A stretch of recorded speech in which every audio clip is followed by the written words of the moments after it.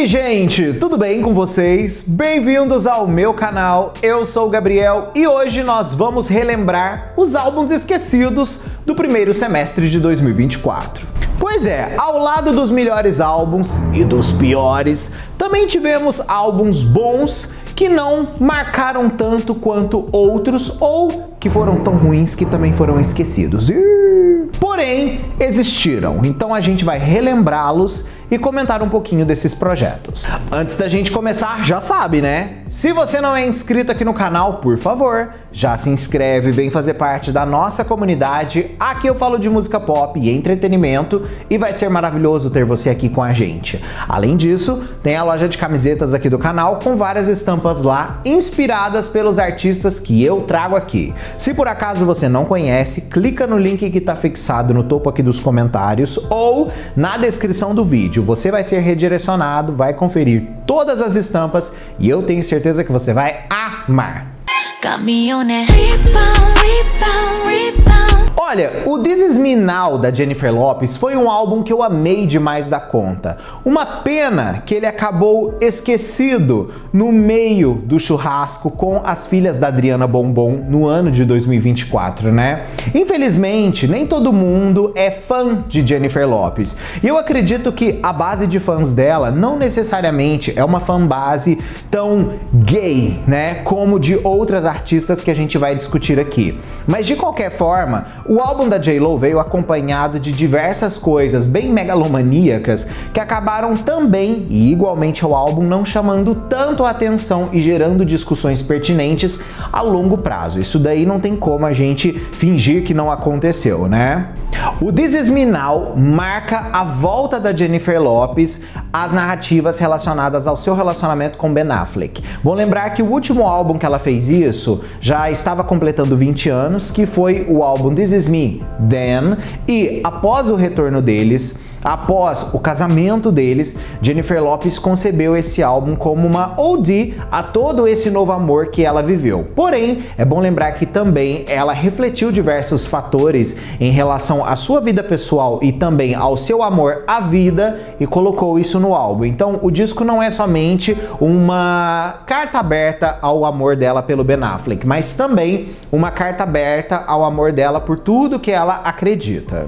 O disco foi lançado de forma independente pela própria gravadora dela, assim também como distribuído pela BMG. O disco teve ali aquele filme lindo, que ela fez alguns clipes tirados do filme, né, em forma de pílulas, né? Assim também como ela fez aquele documentário que foi muito criticado. Porém, todavia, né, o disco acabou sendo esquecido com o tempo e infelizmente não é considerado um dos grandes lançamentos do primeiro semestre de 2024, infelizmente.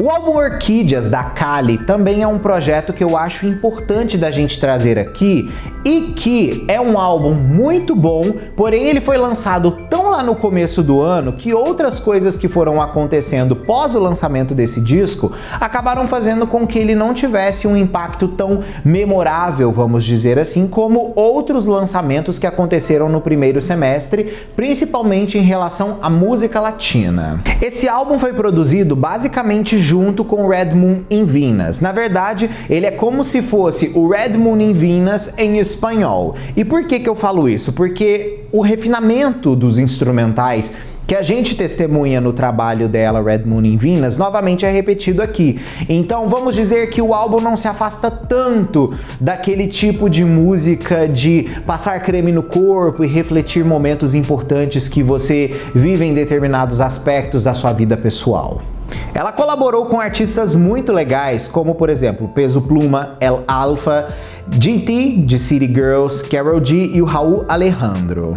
O álbum é super babilônico e vale muito a pena você ouvir do começo ao fim. Ele não tem uma música que você possa falar assim, essa é a melhor de todas, porque todas são muito bem organizadas e amarradas. É realmente um disco pensado para ser ouvido do começo ao fim, para você viver aquela experiência, da mesma forma que acontece com o Red Moon in Venus. A seguir nós temos o Las Mujeres Ya No Lloran, da nossa queridíssima Shakira. Esse álbum veio com 2 pés na porta, para trazer ainda aí mais ênfase no mercado pop quando se fala na rainha do pop latino, Shakira. Porém, o disco meio que chegou num timing já um pouco cansado, vamos dizer assim, porque todas aquelas histórias envolvendo Piqué e afins saturaram muito no começo do ano passado por conta da música dela com Bizarrap. Então, quando ela trouxe isso novamente, enfatizando outros detalhes no álbum, acabou que o impacto dessas narrativas não ajudou o disco a tão receber, vamos dizer assim, uma grande proporção de publicidade. Porém, o disco trouxe músicas muito boas e músicas que eu me atrevo a dizer que são uma das melhores da Shakira em muito tempo. E as parcerias também nesse disco foram muito legais e eu acredito que seja um dos trabalhos mais sólidos que ela já fez também aí, principalmente considerando um projeto que funciona muito para uma geração mais nova.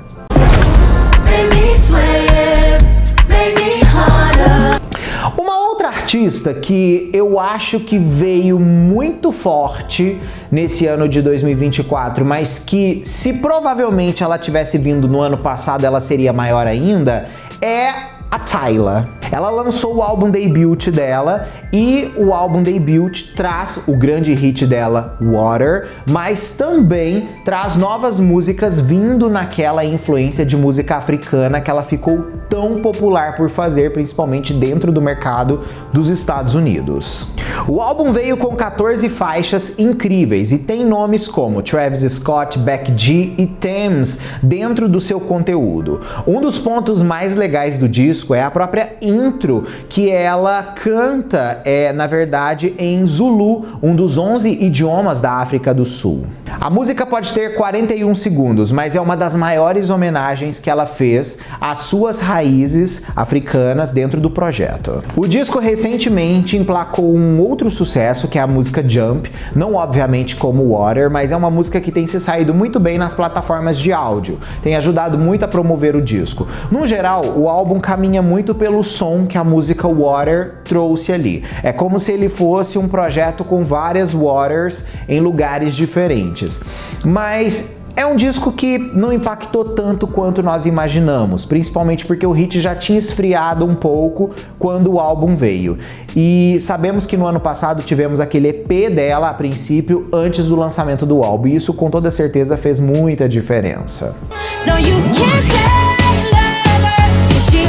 O álbum Venus, da Zara Larsson, foi outro projeto que eu imaginei que fosse vir uma coisa e acabou vindo outra. Também acho que esse álbum veio muito genérico e pouco inovativo e criador de tendências para uma artista que já fez tanta coisa foda como a Zara. O álbum é divertido, ele é irônico, ele tem momentos muito legais. Para vocês terem uma ideia, a própria música Can't Tame Her, que foi lançada como primeiro single, né, quase um ano antes do lançamento do disco, mostrou pra gente que ela tava com muito fôlego para fazer uma coisa muito legal. Depois, infelizmente, nós percebemos que as outras músicas não foram se saindo tão bem. E quando o disco chegou, pouquíssimas pessoas deram, de fato, atenção ao conteúdo todo do projeto. Mas é um álbum que vale você escutar porque é um álbum pop, mas ele não é um álbum emblemático incrível. Podemos dizer assim que ele é um álbum na média, um 6.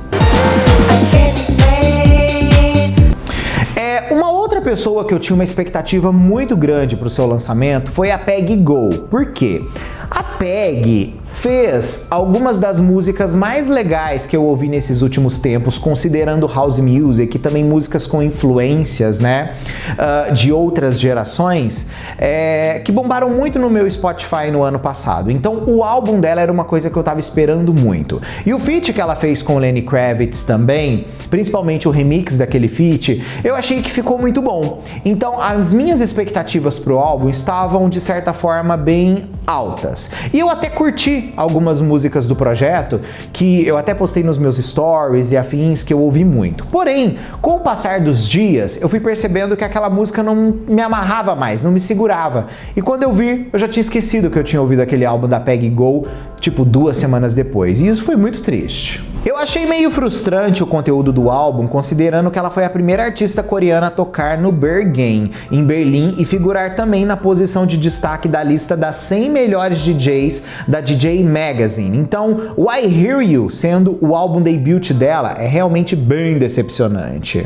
A verdade, gente, é que o álbum é decepcionante por ele ser formulaico. Ele não inova. Para alguém como a Peg, ela se escorou muito em coisas que já estavam pré-prontas no conteúdo da indústria do pop, no aspecto principalmente de referências dos anos 90, e ela, tipo assim, explorou da forma mais genérica possível aquele tipo de música. Então, o álbum não é entusiasmante. O I Hear You, vamos dizer assim, que na capa do álbum ela parece enfatizar pra gente que ela quer fazer com que as pessoas entendam que ela tá ouvindo tudo que eles têm a dizer, mas ela parece que não ouve direito não, gente. Parece que tá com cera no ouvido ali, porque o projeto não é tão incrível quanto ele poderia ser. O Reasonable Woman da Sia também foi outro álbum que eu fiquei muito impressionado quando saiu, porém com o passar do tempo ele acabou esquecível pra mim. Infelizmente, eu acho que eu esperei demais por um álbum da Sia, e quando esse disco chegou, eu talvez já não estava esperando mais, sabe?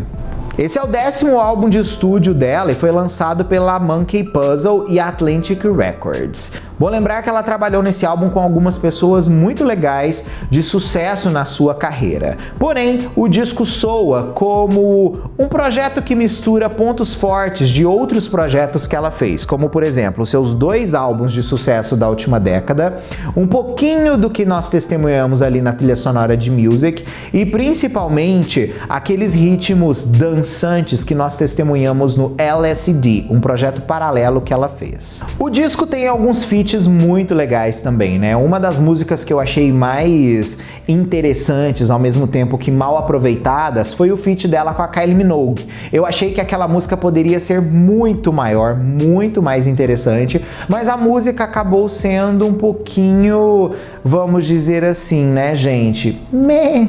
O disco tem seus grandes momentos, né, gente? Isso daí é inegável. Bom, mas eu quero saber de vocês agora. Quais as suas opiniões sobre tudo isso que a gente falou aqui? O que você tem pra me dizer desses álbuns, beleza? Beijo, até o próximo vídeo ou live nossa. Aí, tchau!